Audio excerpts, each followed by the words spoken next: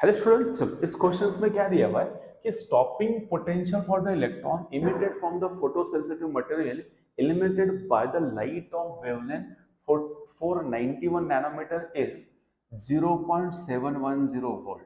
When the incident wavelength is changed, the new value of stopping potential is 1.43 volt. The new wavelength is okay. चलो थोड़ा question understand कर ले। Question में क्या दिया है कि आपके पास वेवलेंथ दिया 491, तो उसके टाइम पे स्टॉपिंग पोटेंशियल 0.71 है। अब बोल रहा है कि अगर मेरे पास स्टॉपिंग पोटेंशियल कितना 1.43 रहेगा तो दैट टाइम वेवलेंथ कितना है कैलकुलेट करो। ठीक है, तो मैं इसको मेंशन भी कर देता हूँ। यहाँ पे क्या बोल रहे हैं यहाँ पे कि लैम्डा 1 का वैल्यूज कितना है 491 और nanometers. That time stopping potential 1 कितना देख रखा है 0.710 एंड बोल रहा है लैम्डा 2 कैलकुलेट करो जब स्टॉपिंग पोटेंशियल कितना हो रहा है 1.43 वोल्ट। क्वेश्चन ये दिया हुआ है। इसका मतलब दो केसेस दिए, first cases second cases.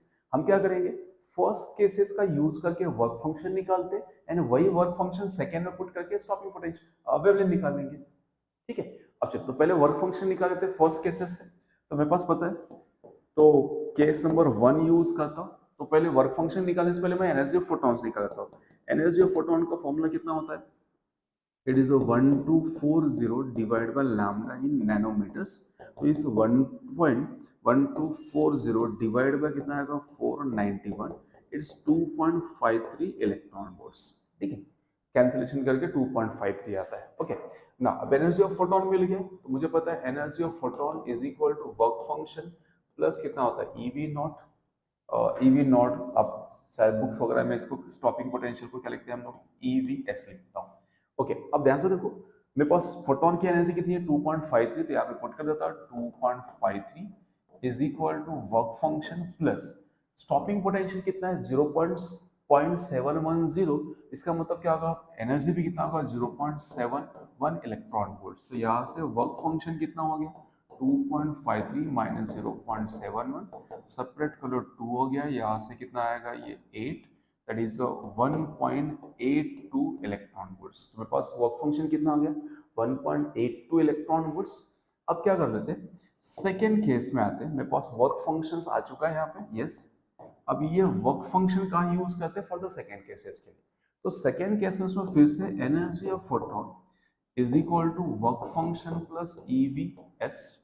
Okay, अब एनर्जी ऑफ फोटॉन 2 कैलकुलेट करते हैं। स्टॉपिंग पोटेंशियल 2 अपने पास है यहाँ पे, वर्क फंक्शन अभी मिला, इस कितना 1.82 प्लस ये कितना दिया है 1.43, दोनों को ऐड कर लेते हैं। एनर्जी ऑफ फोटॉन का वैल्यूज कितना हो गया, दैट इज 5 और ये 12 2 and that is 3.25 electron volts. तो सेकेंड फोटॉन की एनर्जी कितनी मिल गई हमारे पास 3.25। अब फोटॉन की एनर्जी मिल गई, मुझे वेवलेंथ निकालना है, तो कौन सा फॉर्मूला यूज करें, ये वाला फॉर्मूला यूज कर लेते हैं फिर से यहाँ पे। तो energy of photon is equal to 1240 divide by wavelength. तो wavelength is equal to 1240 divide by energy of photons. तो इसको यहाँ से सब्स्टिट्यूट कर ले, तो इज 1240 डिवाइड बाय 3.25, इसको डिवाइड करेंगे तो अप्रोक्सीमेटली 381 नैनोमीटर आता है। तो 381 के आसपास जो भी आंसर रहेगा हमारा आंसर आएगा 381, 329, 309, 382, ये हमारा आंसर रहेगा। क्लियर समझ में? दो केसेस दिए थे ऐसा क्वेश्चन प्रीवियस ईयर जेई में रिपीट क्वेश्चन बोल सकते हो। पहले भी ये क्वेश्चन 2022 या 23 में दिया हुआ है। ठीक है, हमने क्या किया, फर्स्ट केस से क्या निकाला, एनर्जी वर्क फंक्शन निकाल दिया, उसको क्या किया सेकेंड केस में सब्स्टिट्यूट किया। अब हमेशा याद रखो, जब भी ऐसे कैलकुलेशन रहे तो पहले energy of photon separately calculate कर लिया करो, फिर पुट किया करो इसमें फोटो इलेक्ट्रिक इक्वेशंस में, सो दैट कैलकुलेशन थोड़ा सा इजी बना रहेगा, रॉन्ग होने के चांसेस कम रहेंगे। ठीक है, बहुत सारा कैलकुलेशन एट अ टाइम लेके जाओगे तो कॉम्प्लिकेट हो जाएगा। क्लियर? चलो समझ में? Thank you for watching.